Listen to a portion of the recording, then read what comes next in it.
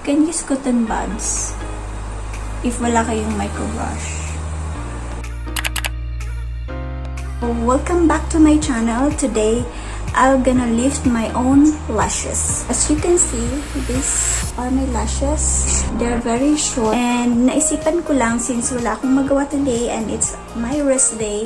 So, I will show you how I do my lash lift. Advice lang and also precautions because I've been doing this a lot of times and I'm also trained to do this. Want to try it, advice ko lang talaga is you go to the professional ones to do your own lash lift to avoid any complications and accident. Baka malagyan ng product ang yung mga mata. To start, I already clean my lashes. Kailangan mo i-cleanse siya. So, with the use of soap and water and then you dry it off. So, first na gagamitin ko is itong solution number 1.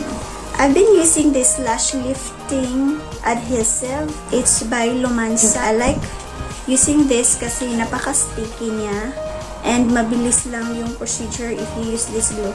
So, first thing first, make sure na you're not allergic to anything. Your eyes are sensitive, like even a simple eye makeup, then hindi ka pwedeng mag-lash lift kasi baka magka-allergy ka sa products.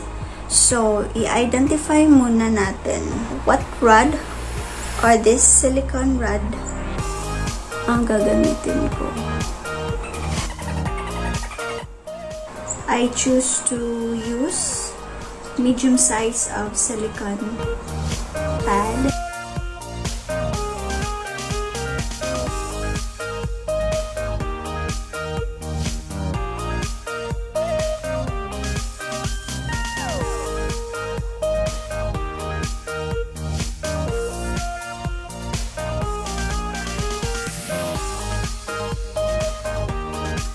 When everything is secured, and then arrange mo na yung mga lashes, make sure na dapat malapit na malapit sa roots when you put the rod.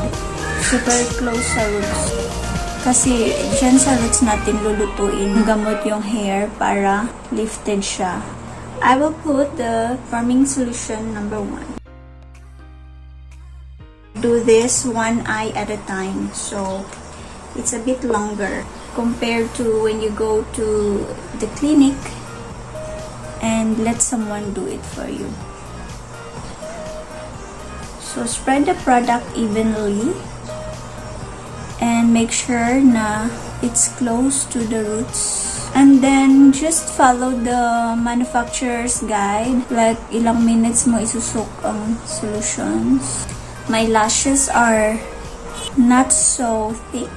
So, shorter lang yung suking. And normally, you should cover it with a cling wrap. And then, you set the timer. So, time's up. Let's wipe now. The first lotion. Make sure na hindi makasukan ng gamot yung mata mo kasi super hot din ito, guys. Super duper hot din. After the first, lalagyan na natin ang neutralizer. Tapos, ilagay mo lang all over the lashes. This is the neutralizer para ma-maintain yung pagka-lift ng lashes. Yan. And so, wait na naman tayo ng ilang minutes for this. I already washed the neutralizer. After the neutralizer, putting the collagen conditioner. If you want to tint your lashes, you can. And me, hindi ko na siya ititint. Lalagyan ko na lang siya ng collagen. You can leave this for a couple of minutes. And I won't rub it anymore. And lash lift, naglalast siya like up to 8 weeks. But on the 8th week, lahat na talaga are straight lashes na. So, balik sa normal. Kasi as time goes by, unti-unti din siyang bumabalik. You can have lash lift if you want to save time on curling your lashes. If you want lashes on flicks, so you can do lash lift. Compared naman to eyelash extension, maganda naman. I like eyelash extension. Talagang nakadagdag ganda siya. and volumize talaga yung lashes. But it's more ano lang, you have to really maintain sa pagwawash mo ng face. Kung hindi mo siya pwedeng i-rub. Whereas the eyelash lift, you can rub your lashes because it's just your natural lashes. But you also need to brush it every day. Ipa-brush mo siya para will arrange pa rin yung lashes. So, I think it's fine. Pwede mo na siyang i-rinse ng water. You can also use cotton buds. I just like to use micro brush. And then, the last is the number 4. So, this is the remover. Just rub it. And here, slowly lang.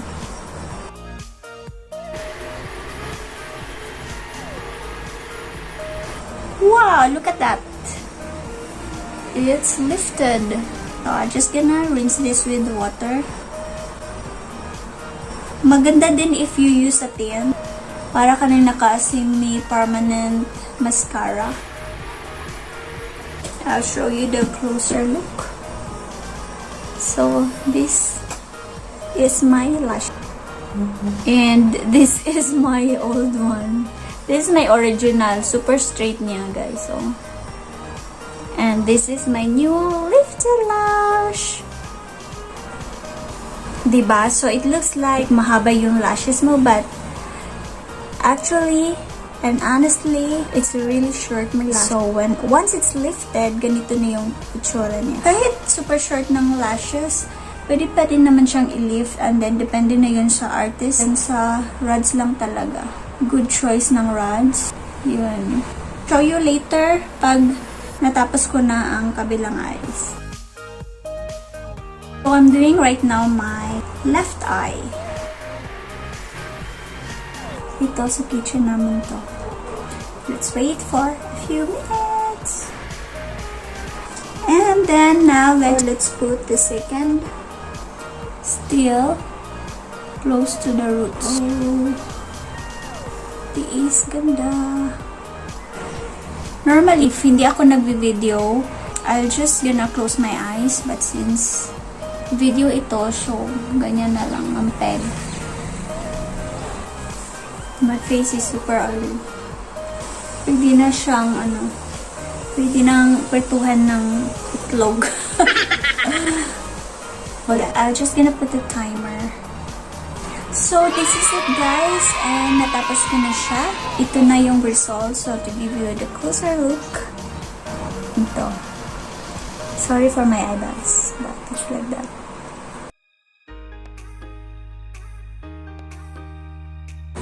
I'm done. Lashes on flick. So, lashes on flick. Right now, don't put any mascara or anything on your lashes. So, don't wear it at least 24 hours. But, just gonna put some eyeliner kasi I need to go out. So, diba? To make your eyes look bigger, pwede ka maganda dito. Yan lang. Meron lang siyang wing ng konti. And we're done for today, guys. For those who wants to avail for this lash lift, all you just need to do is to watch this video, like, you comment, and share. Plus, you need to subscribe to this YouTube channel. So, it's support din, guys, for my YouTube channel since it's quite new, and I hope that I can upload videos if I'm not so busy. And then I will give promos. Don't forget to like, subscribe, and share this video. Bye!